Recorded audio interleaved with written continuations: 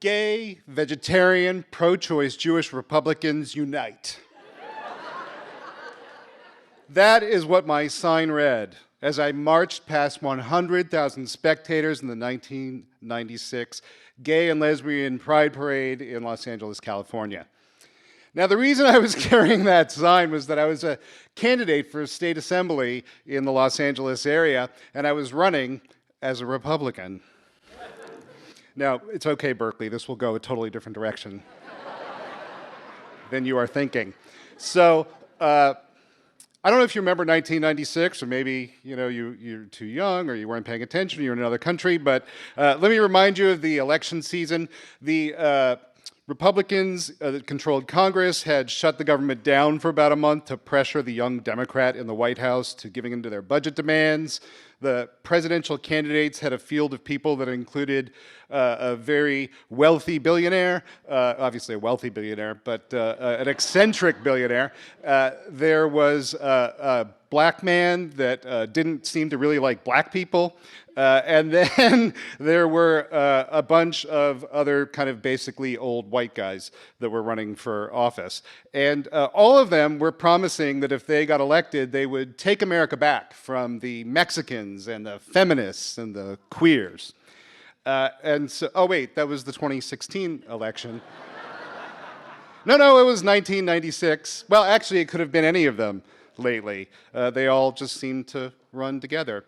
So I was very concerned about that, and some of my friends were too, and I knew some gay Republicans, and we were talking about that somebody really had to do something, or God knows where we could all end up.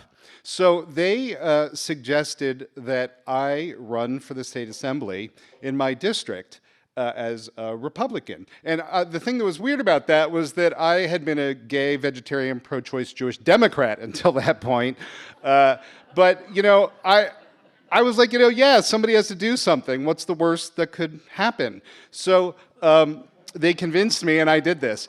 And the thing is, I was a little bit afraid that if I did it, I might get harassed at a campaign event by some sort of homophobic person, but it was worth the risk because just by running, if I could win my primary, I would get a seat on the Central Committee of the Republican Party, and I would also become the first openly gay person in California to be nominated as the Republican nominee, basically, for a statewide office.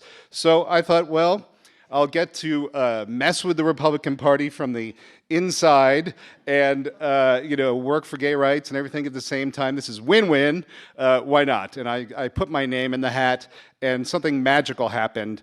Nobody else ran for the Republican seat. Now, the reason they didn't run was because this was an extremely liberal district, West Hollywood, Beverly Hills, parts of Hollywood, and the San Fernando Valley. So the Democrats always win. There was just no way anybody was going to win. But I had another goal, which was just really to win the primary. So, very quickly, all of a sudden, we realized I've won the primary. And then then this is great. I don't mean to give the ending away, but then the campaigning starts. And that's when I really discover some of the most fun for me, which is that I get to go to these groups like the Daughters of the American Republic and the Veterans of Foreign Wars and the Assorted Chambers of Commerce and give them my stump speech. And, I didn't say anything I didn't believe in. I just, kind of would spin it slightly differently. So I would go to these groups of mostly older conservative voters or, wealthy voters, usually the same thing. And I'd give them this speech, and I'd tell them my platform included things like, if I get elected, I will decriminalize drugs so that we can lower the taxes so you don't have to pay for putting all these people in jail. And if there's one thing these people hated more than illegal drugs, it was paying taxes. Right? So you could just see their little brains having meltdowns right there because they just didn't know what to do. And, some of them would come up to me after my speech at these events, and I was always afraid somebody was going to say something about, you're a homo or whatever it was, but they always liked me. Like this little elderly person would come up to me and say, I don't really understand what you were saying about those drugs, but I like you, and I'm going to tell my friends to vote for you. And so that's pretty much how it went. Well, flash forward, through 6 or so months of campaigning, I lost the election. The Democrat won. It was 70%, Democrat district. There was no way I was going to win. And then I got on the central committee where I could actually start to influence the party. And that's what was my real goal, if you remember that. But what I really quickly discovered there was that there were really just so few people like me and so many people of what we would now call the alt-right. Back then we just called them the right. And these are the kind of people that they were really better suited for occupying a bird sanctuary or joining a doomsday cult, not exactly running, the party of the mainstream party in America.